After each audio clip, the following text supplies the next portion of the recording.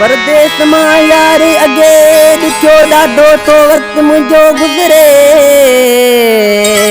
ओ परदेस मां यार अगे ॾिठो ॾाढो तो वक़्तु मुंहिंजो गुज़रे। चवे मलूक अली समय जो वरी रोज़ नवाॾे टेंशन थो।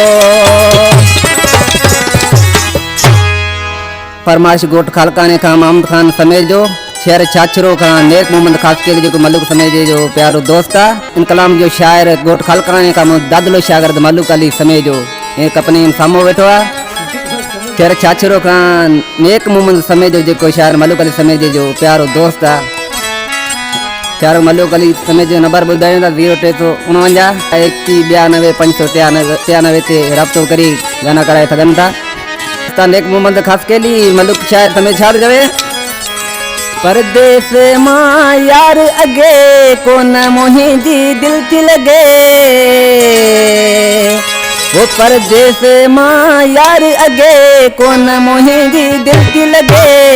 वरी रोज नवाॾे टेंशन तो केर उहो आ ज़ालिम जाने कन तुंहिंजा भरे थो।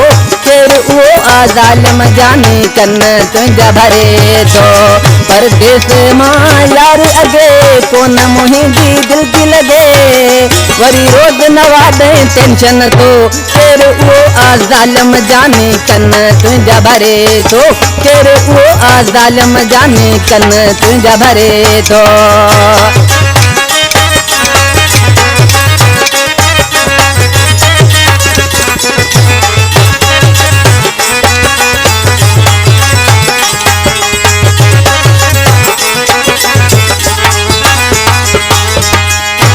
होता आहे यार पिछल हथ जो ठाए तो के भूरल।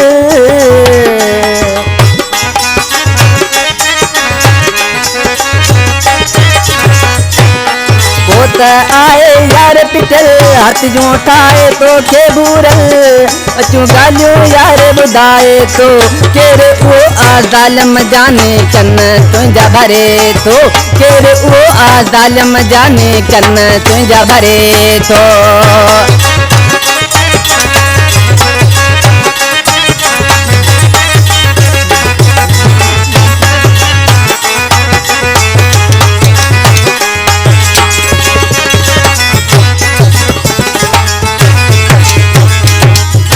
तोखे मां समझाया सिर्फ मिठा मां तुंहिंजो आया।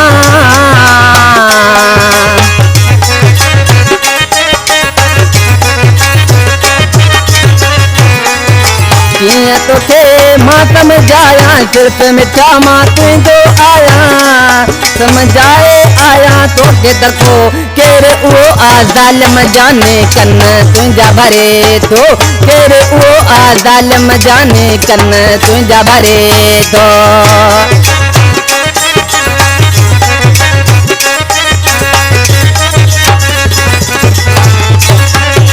नेक मोहम्मद खास के लिए नारे वाले मलूक अली समय छाड़ दे बंग महबूब रे।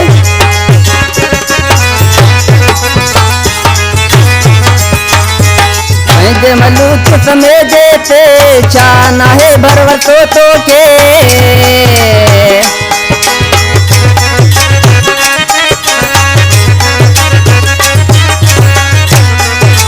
पंहिंजे मलूक समय जे छा नाहे भरवतो तो के। को ॻाल्हि न मुंहिंजी मञे तो केर उहो आ ज़ालिम जाने कन तुंहिंजा भरे थो।